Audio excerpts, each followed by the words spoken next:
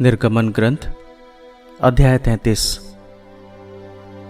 तब प्रभु ने मूसा से कहा, यहाँ से प्रस्थान करो, तुम और वे लोग जिन्हें तुम मिस्र से निकाल लाए हो, उस देश की ओर प्रस्थान करें जिसे मैंने शपथ खाकर यह कहते हुए इब्राहिम, इसहाक और याकूब को देने की प्रतिज्ञा की है।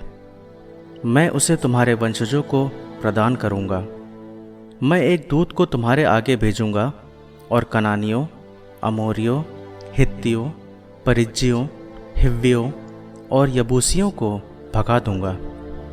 मैं तुम्हें एक ऐसे देश में ले जाऊंगा जहां दूध और मधु की नदियां बहती हैं। मैं स्वयं तुम्हारे साथ नहीं जाऊंगा, क्योंकि तुम एक हठीली प्रजा हो। कहीं ऐसा न हो कि मैं मार्ग में तुम्हारा विनाश करूं। जब लोगों ने ये दुखद समाचार सुना तो वे शोक मनाने लगे और किसी ने भी आभूषण नहीं पहना, क्योंकि प्रभु ने मूसा से कहा था कि इस्राएलियों से कहो कि तुम एक हठीली प्रजा हो। यदि मैं क्षण भर के लिए भी तुम्हारे साथ जाता तो शायद तुम्हारा विनाश कर देता। तुम अपने आभूषण उतार दो, तब मैं निर्णय करूंगा कि मैं तुम्हारे साथ क्या करूं। इसलिए होरेब पर्वत के बाद इस्राएलियों ने अपने आभूषण नहीं पहने।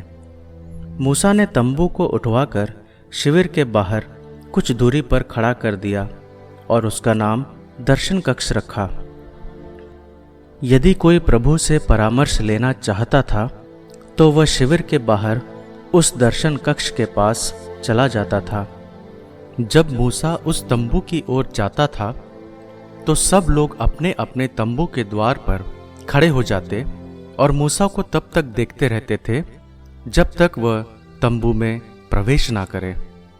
मूसा के प्रवेश करते ही बादल का खंभा उतरकर तंबू के द्वार पर खड़ा हो जाया करता था।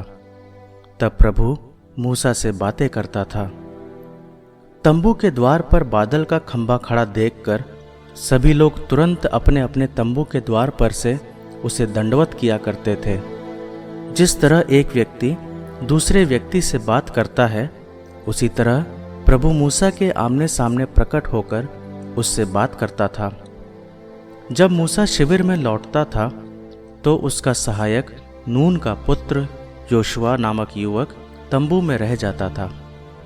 मूसा ने प्रभु से कहा, तूने मुझे इन लोगों को आगे ले जाने की आज्ञा तो दी, पर मुझे ये नहीं बताया कि तू मेरे साथ किसको भेजेगा।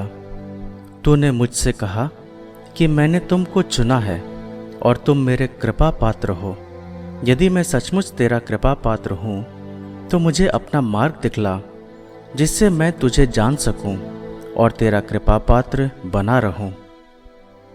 यह भी ध्यान रख कि ये लोग तेरी ही प्रजा हैं। तब उसने कहा, क्या मैं तुम्हारे साथ चलूं? उसने उत्तर दिया, यदि तू स्वयं हमारे साथ नहीं चलता तो अच्छा हो कि हमें भी यहाँ से आगे जाने की आज्ञा ना दे। हम ये कैसे जान सकेंगे कि मैं और तेरे ये लोग तेरे कृपा पात्र हैं?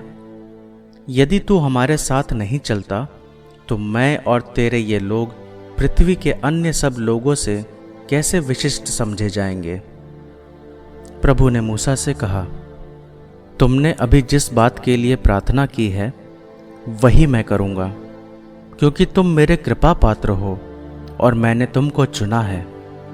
इस पर मूसा ने निवेदन किया, मुझे अपनी महिमा दिखाने की कृपा कर। उसने कहा, मैं अपनी संपूर्ण महिमा के साथ तुम्हारे सामने से निकल जाऊंगा और तुम पर अपना प्रभु नाम प्रकट करूंगा। मैं जिनके प्रति कृपालु हूँ उन पर कृपा करूंगा और जिनके प्रति दयालु हूँ उन पर दया करूंगा। किंतु तुम मेरा मुख नहीं देख सकते, क्योंकि यदि कोई मनुष्य मुझे देख लेगा तो वह जीवित नहीं रह सकेगा। प्रभु ने यह भी कहा, मेरे समीप एक स्थान है जहां तुम एक चट्टान पर खड़े हो सकते हो, और जब तक तुम्हारे सामने से मेरी महिमा नहीं निकल जाएगी तब तक मैं तुम्हें चट्टान की दरार में रखूंगा और तुम्हारे सामने से निकलते समय अपने हाथ से तुम्हारी रक्षा करूँगा। जब मैं अपना हाथ हटा लूँगा तुम मुझे पीछे से देख सकोगे, लेकिन मेरा मुख कोई भी नहीं देख सकता।